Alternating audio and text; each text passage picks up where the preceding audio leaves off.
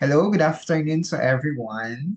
The purpose of this video is for us to know the different steps that we have to follow when we are making our research methodology and design section part of your research manuscript.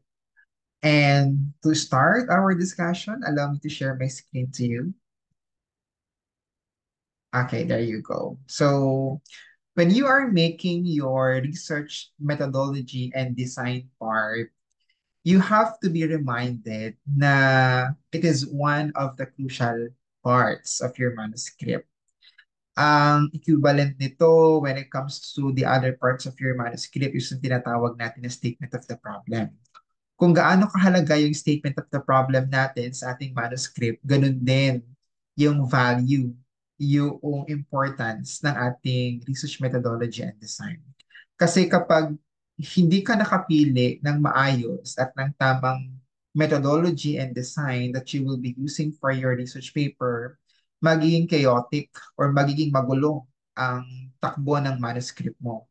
And at worst, you will not be able to produce the appropriate information and the on-point information, the needed information that you want to provide on your manuscript.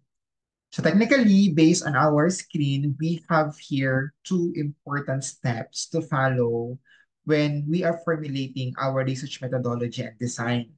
Number one is that we have first to define our research problem and objectives. And then the second step is that we have to choose the research methodology and design that we have to use on or we need to use for our research manuscript. So let's first talk about the first step, which is define the research problem and objectives. Katulad na naging discussion natin dun sa mga naunang parts or dun sa mga previous discussions natin regarding on the first part of our manuscript, as a researcher, it is very important for us that we properly articulate kung ano ba yung research problem and objectives natin. Kasi this will serve as our guide in conducting our manuscript or in conducting our research paper and in writing our manuscript. Kapag hindi maayos yung definition natin, not the literal definition, but the presentation of our research problem and objectives, hindi din magiging maayos yung pagpili natin ng methodology and design na gagamitin natin sa paper natin. So what are the key components that we have to include when we write down this part of our manuscript? Pwedeng research problem, yung nakalagay sa inyong statement of the problem, o di kaya naman yung inyong research objectives kung kayo ay qualitative research, which is yung tinatawag natin na statement of the purpose. So, parehas naman silang pwede. Technically, ang problem mo naman, laging naka-align naman yan sa objective mo. And yung objective mo, naka-align naman yan dun sa problem na gusto mong pag-aralan. So later on, I will be showing you an example of that. Then after that, for example, na-articulate or naisulat mo na ng maayos yung research objective and research problem na gusto mong pag-aralan on your research paper. The next thing that you have to do is to appropriately select what will be the research methodology and design that you will be using for your research paper. Kapag nandito na kami sa part na to, yung selection na ng methodology and design, talagang yung pagbabantay ko sa mga estudyante is ganun-ganun na lang. And at the same time, I'm always advising my student to seek advice from your consultant or from your advisor kung ano ba yung magandang research methodology and design na pwedeng gamitin in relation to the nature of your objective and problem. Kasi sabi ko nga kanina, kapag hindi tama yung napili nating design or methodology sa paper natin, kahit gaano kaganda yung pag-narrate natin ng part na yan, nonsense yun. I-reject yan ng ating mga panelists. So it's very important for us that we appropriately identify what will be our methodology and what will be our design under that particular methodology. So para magkaroon kayo ng idea or basis kung saan ninyo pwedeng paghugutan ng inspirasyon, yung pipiliin ninyong methodology and design, pwede kayong mag-base sa inyong ginawang review of related literature. For example, uh, nakita ninyo, based dun sa inyong ginawang review of related literature na majority of the existing studies ay nakafocus na sa quantitative. And they are suggesting to the future researchers na mag-adapt naman ng qualitative as the methodology for their research paper. So you may take that into consideration. On the other hand, kapag naman ang nakita ninyo na karamihan ng mga methodology na ginagamit in relation doon sa inyong napiling problem at sa inyong ginawang review of related literature is nakafocus na mainly sa qualitative, pwede naman kayong gumamit ng quantitative. At yung pinakamaganda sa lahat, basta kaya ng researchers, kaya ng time, kaya ng skills and availability ng researchers natin, pwede kayong mag-mix method. It is the combination of two methodologies, the quantitative and qualitative. Basta ang mahalaga dito, it is clear for us na kapag sinabi nating methodology, we talked about qualitative, quantitative, or mixed method. And ano yung inspiration? Saan natin pwedeng i-base ang ating methodology? We have number one, pwede natin itong i-base sa mga existing studies na nakita natin sa internet kung ano yung mga suggestions nila sa mga future researchers. Then secondly, is dun sa personal selection, yung mismong researcher ang nag-decide na okay, since ito yung nature ng ating statement of the problem, ito yung nature ng ating paper, ito yung objective natin, let's do use quantitative or let's do use qualitative or let's combine the two. So the second one, it's based on the personal choice, personal interest of the researchers. As long as na kaya ninyo siyang i-defend sa inyong mga panelists, kaya niyo siyang bigyan ng justification sa mga panelists. Okay? Then when it comes to design naman, you have to appropriately identify design for your research paper. No? Yung mga design, under yan ang methodology natin. For example, ang pinili ninyong methodology ay quantitative. So, ang mga design na pwedeng gamitin dyan ay descriptive, correlational, comparative, experimental, quasi-experimental. Yun yung mga type ng design under ng quantitative. Kapag naman qualitative, for example, pwede kayong gumamit ng case study, pwede rin naman dito ang phenomenological, pwedeng discourse analysis, pwedeng narrative. It depends on the nature of your problem and on the purpose as well of the researchers. Okay? I have a separate video discussion about methodology and design. So you may also tune in dun sa mga video discussions ko about methodology and design. Basta ang mahalaga dito, kailangan we appropriately identify what will be the methodology. Meron tayong pwedeng pamilian, the quantitative, qualitative, and mixed method, and design na pwede natin gamitin. Yung design na yon, under siya ng ating methodology. So, what are the key components kapag sinulat na natin yung part na to? Wag mawawala yung methodology, wag mawawala yung research design, and lastly, the justification. Bakit nyo pinili yung methodology na yan and yung design na yan? Okay? So let's now have a concrete example ng research methodology and design. Okay, let's have sample number 1. Tingnan natin kung nakasunod ba yung mga samples natin dito on the 2 steps that we have provided a while ago. So number 1, sabi di ba, kailangan when you crafted your methodology and design, dapat na-articulate, napakita, na-present muna natin yung objectives natin na di kaya naman yung problem na gusto nating i-address. Then followed by the methodology and design and justification dun sa paggamit natin ng methodology and design na yun. So let's try to see. Tingnan natin yung first paragraph ng sample number 1. The rapid transition to online learning during COVID-19 pandemic has heightened concerns regarding student engagement in primary education. Educators are increasingly questioning the effectiveness of online learning tools in sustaining students' interest and participation. This study aims to evaluate the impact of interactive online learning tools on the engagement level of 3rd to 6th grade students or pupils kasi mga elementary ito. So kung papapansin ninyo, first paragraph ng sample number 1 natin, maliwanag. Ipinakita yung problem or ipinakita yung purpose. Ano yung purpose nila? They want to evaluate the impact of interactive online learning tools on the engagement levels of third to sixth grade pupils. So that's the problem. That's the objective that they want to fulfill in conducting the study. Okay? And then, ano yung kanilang gagamiting methodology? Okay? They will be using mixed method. Okay? The combination of quantitative and qualitative. Okay? Ano ang gagamitin nilang design under quantitative? They will be using descriptive research design. Then ano naman ang gagamitin nilang design under ng qualitative method? This is the qualitative method. Anong design under qualitative? They will be using case study. Bakit yon ang napili nilang gamitin?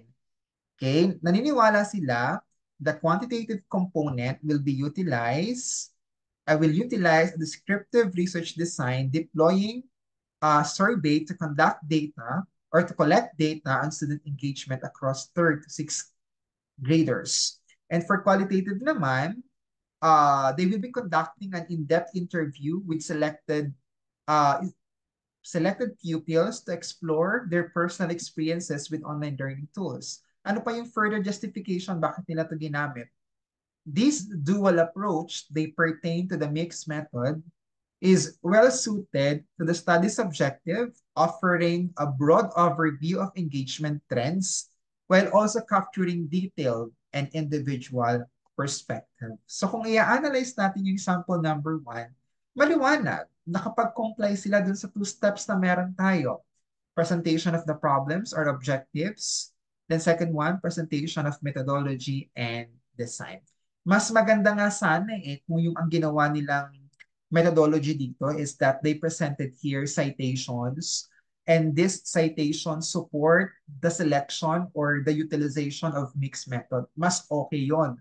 Kung ako yung panelist tapos nakita ko that the selection of their methodology and design is well supported by a certain citation, and then according to this author, it is very timely and relevant that we do use this type of methodology and design. Okay sa akin yun kasi well supported yung pagpili ng methodology and design. So mas may improve pa to kung meron sanang citation na ginamit on this sample. Okay? Now, let's try to have another sample. This is sample number 2. Okay? As competition intensifies in online retail industry, businesses are increasingly focused on understanding the factors that influence customer satisfaction and loyalty.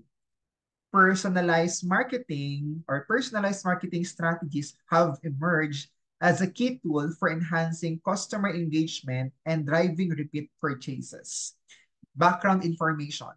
Short but sweet, condensed background information about the problem. That's good. Ano yung pinaka-objective?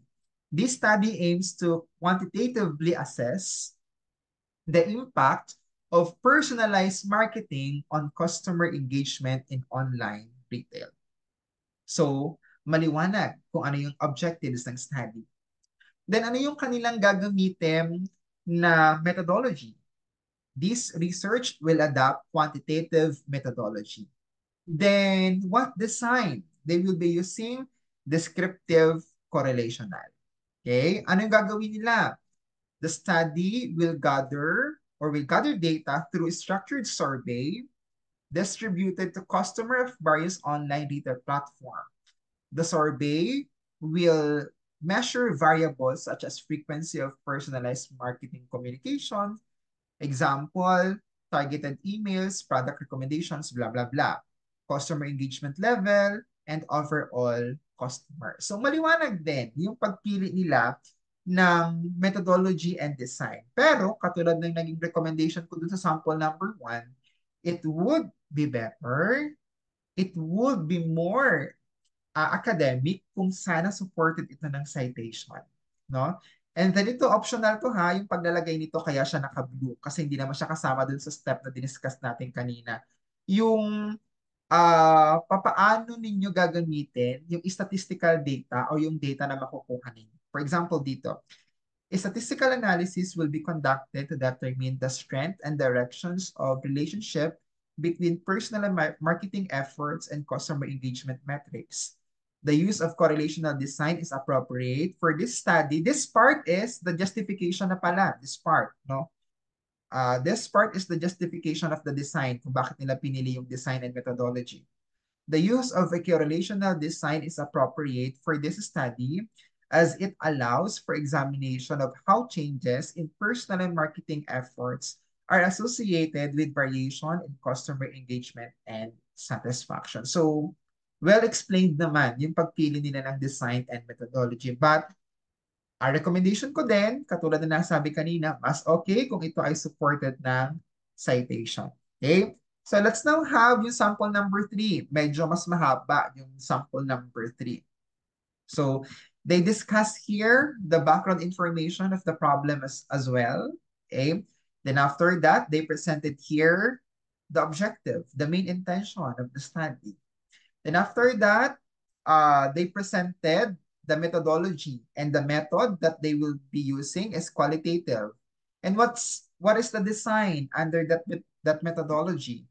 They will be adopting phenomenological design, in which they will conduct in-depth interview with selected professional accountants who have experienced the transition to using advanced accounting software. Siguro from traditional accounting, bigla silang nag-switch into advanced accounting software. Siguro yan ang focus ng sample number 3 natin. Then, they just have here additional paragraph. I think this is for the explanation and justification bakit nila pinili yung methodology and design nila. So, they discuss here bakit phenomenological. The phenomenological design is appropriate for this study as it allows for a depth exploration of lived experiences of accountants, capturing the essence of their interactions with new technologies. The findings will provide valuable insights into how technology is reshaping the accounting profession and implication for future practice and education. So, well explained and justified din yung pinili nilang methodology and design. So, technically, my dear researchers, these are the simple steps on how we should compose or make our research methodology and design. Kung papansin niyo, dalawa lang naman yung step.